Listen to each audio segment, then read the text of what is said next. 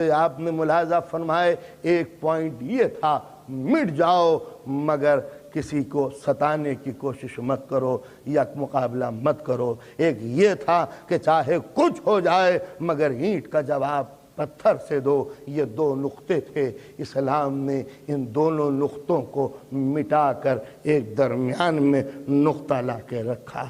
ظلم نہ کرنا، ستانا نہیں، کسی کو خون نہ بہانا. جس نے ایک مومن کو قتل کیا، من قتل مومنا متعمدا فجزاؤہ جہنم، جس نے ایک مومن کو قتل کیا وہ دوزخ میں جائے گا، اس کے لیے کوئی گنجائش نہیں ہے.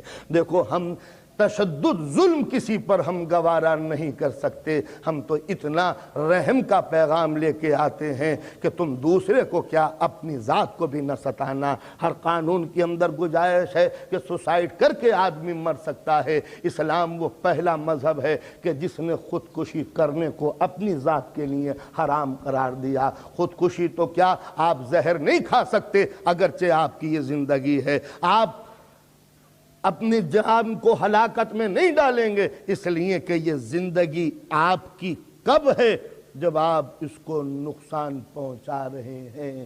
سوسائڈ کرنا تو بہت بڑی چیز ہے. اسلام نے ہر اس چیز کو حرام قرار دے دیا جو آپ کے جسم کو نقصان پہنچانے والی ہو. اس لیے کہ یہ باڈی، یہ لائف آپ کی پراپرٹی نہیں ہے، یہ خدا کی ملکیت ہے. جب خدا کی ملکیت ہے تو قدرت نے اپنی اس ملکیت کو بچانے کے لیے آپ کو امین بنایا، آپ کو ٹرسٹی بنایا. اس کا یہ زندگی میری ہے، تم لو، تم اس کی حفاظت کرنا. قانون دیا ہر وہ چیز حرام ہے جو تمہارے جسم کو نقصان پہنچا دے.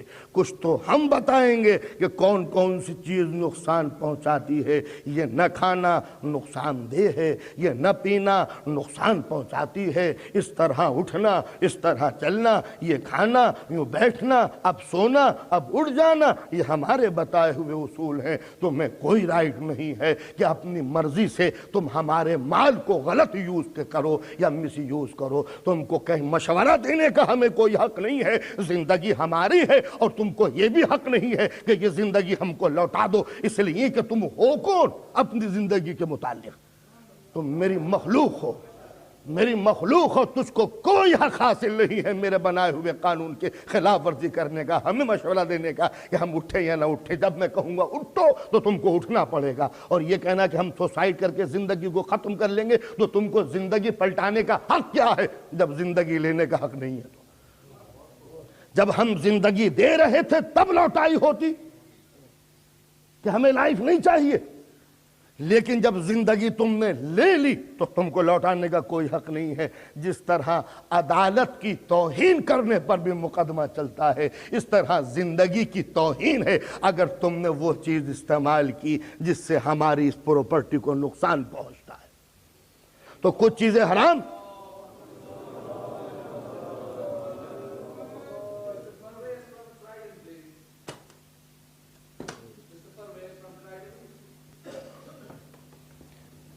کوئی پرویز صاحب ہیں، ان کو بلایا جا رہا ہے.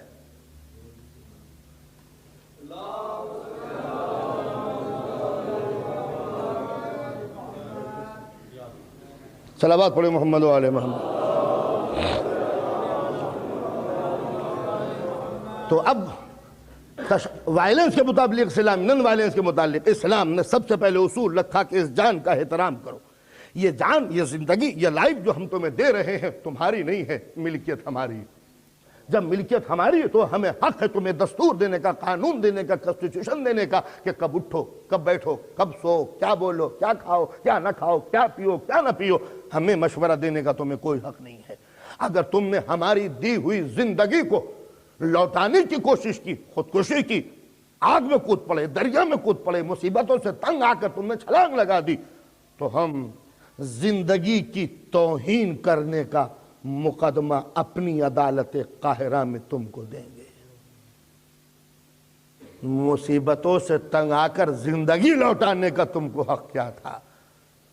کیا ہم معبود نہ تھے؟ کیا ہم عادل نہ تھے؟ کیا ہم صابروں کے ساتھ نہ تھے؟ کیا ہم رازق نہیں ہیں؟ اگر تم مصیبت زدہ تھے تو کیا ہر مصیبت کا نتیجہ یہی موت ہوگا؟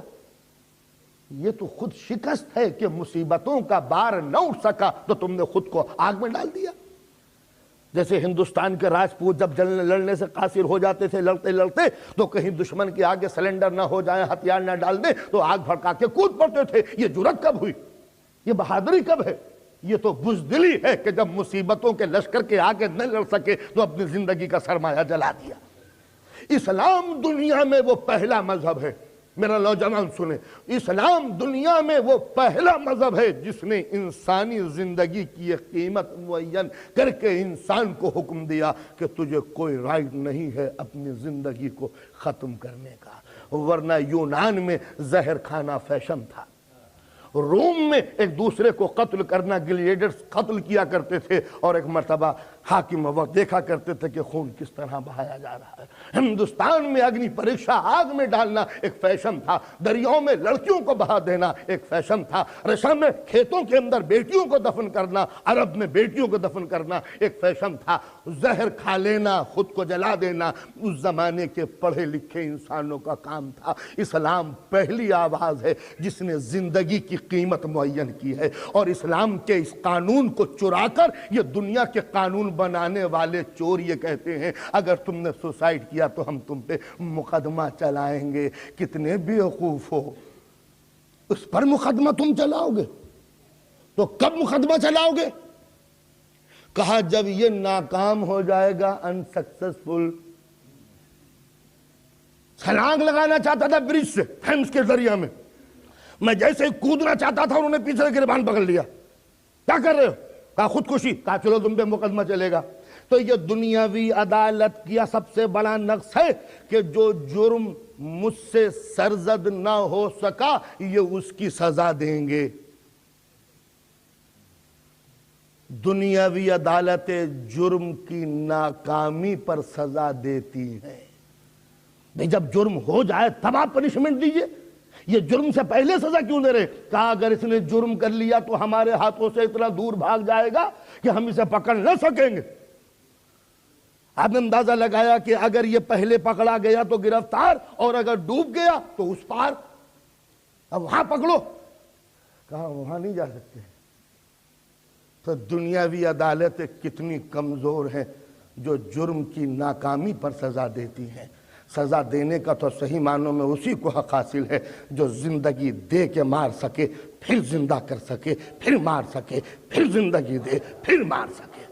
جب کوئی مر جاتا ہے تو تمہارے ہاتھ سے نکل جاتا ہے، اور اسلام کہتا ہے تم مر کے تو پھنسا ہے۔ اندازہ لگایا؟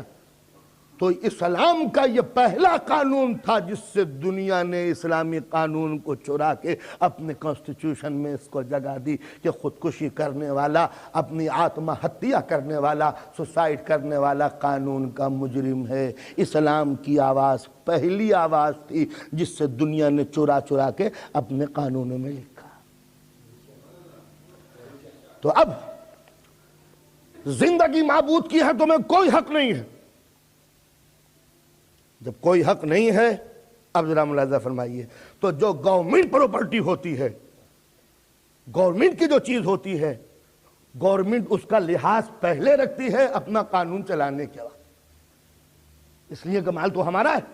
اب فرض کیجئے میں بیمار ہوا، الہی اسلامک گورنمنٹ نے مجھے حکم دیا نماز پڑھو، نماز پڑھنے کے لیے تیار ہوا، وضو کرو، میں وضو کرنے کے لیے تیار ہوا، لیکن ایک مرتبہ طبیعت جو میری خراب ہوئی تو ڈاکٹروں نے منع کر دیا کہ وضو کرنے سے تمہاری طبیعت زیادہ خراب ہو جائے گی، کولڈ ہو جائے گا۔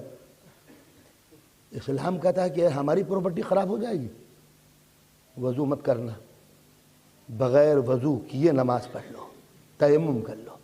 آپ نے دیکھا وہ اسلام جس نے کہا کہ اگر نماز نہیں ہے تو کچھ نہیں، وہ اسلام کا وہ قانون کہ اگر نماز قبول نہیں ہے تو دنیا کا کوئی عمل تمہارا قبول نہیں ہو سکتا۔ یہ نماز قبول ہے تو قبول، اور نماز قبول نہیں ہے تو کوئی چیز قبول نہیں ہو سکتی۔ اس لیے کہ اہل بیت کا یہ سرمایہ ہے، اہل بیت نے سر دے دے کے نماز کو بچایا ہے، تو اگر یہ نماز قبول ہے تو سب قبول، اور اگر نماز قبول نہیں ہے تو کوئی چیز قبول نہیں ہو سکتی۔ لہذا